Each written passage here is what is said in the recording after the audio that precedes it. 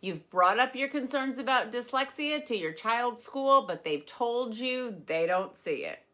Maybe they say your child's doing fine, or that they passed the screener, or that testing just isn't necessary. But you know in your gut something isn't right. So now what? We help parents like you every day, parents who are advocating for their child's future. And today I'm going to walk you through exactly what to do when the school refuses to test for dyslexia. So step one is I need you to put that request for testing in writing. The first thing you got to do is submit that request for a formal evaluation in writing, because a verbal request is too easy to ignore, but a written request triggers your legal rights. In that letter, I need you to include a statement requesting a full special education evaluation, your specific concerns about reading, spelling, or their writing struggles, any history of dyslexia in the family, examples of your child's difficulties with reading or spelling, and a written request for documentation of the school's response. Make sure and address your request to the principal, special education director, and a district official. Save a copy for your records. Step two in getting that testing is to know your legal rights under the Individuals with Disabilities Act and Section 504. By law, schools are required to evaluate students they suspect of having a disability under Child Fine, which is part of the Individuals with Disabilities Education Act, or IDE. But if the school denies testing, they must provide a written explanation of why. And parents do have the right to disagree. So if the school refuses, you can request a prior written notice, a PWN. This document forces the school to explain why they're denying your request.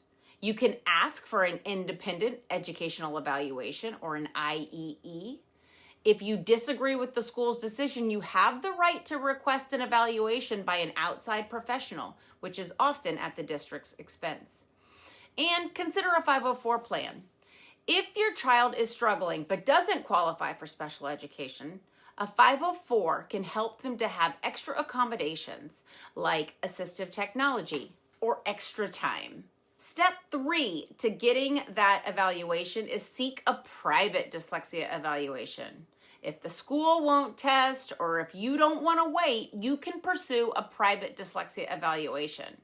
A private evaluation provides a detailed, independent assessment of your child's reading and spelling abilities, processing skills, and learning profile. You can turn to a neuropsychologist.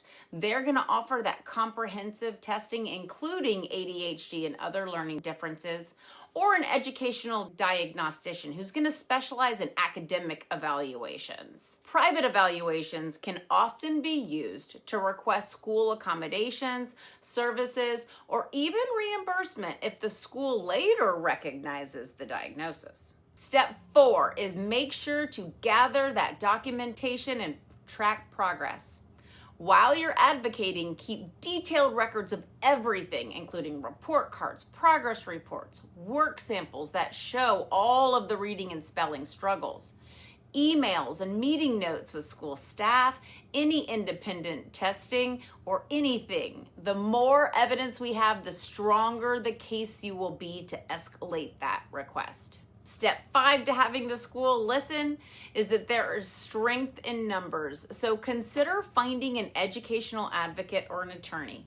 It never hurts to bring in a third party who knows the law, understands how to best manage the school, and can even help speak for you. This isn't a parent's favorite route, but it can often be an important one to consider. These professionals know how to get it done and lead you to the best result. They also take that stress off your shoulders. You can find one through parent group referrals on Facebook, or consider going to copaa.org. And the last step I always say is find the right support for your child. Whether the school eventually tests or supports or not, you need that effective intervention now. The earlier dyslexia therapy begins, the better the long-term outcomes. At Dyslexia On Demand, we specialize in one-on-one virtual dyslexia therapy led by a certified academic language therapist. Our structured, research-backed approach helps children not only learn to read, but to thrive. You are your child's best advocate. The school may say no, but that doesn't mean the conversation is over. Trust your instincts. Follow these steps. Keep pushing for answers, and remember, you are your child's strongest advocate. And know that experienced professionals, such as those at Dyslexia On Demand, are available to help you guide making the right decisions to guarantee learning success for your child. For more information or to schedule a personal meeting with me, please go to dyslexiaondemand.com to learn how we can help change the life of your child. And please follow and like for more helpful videos like this.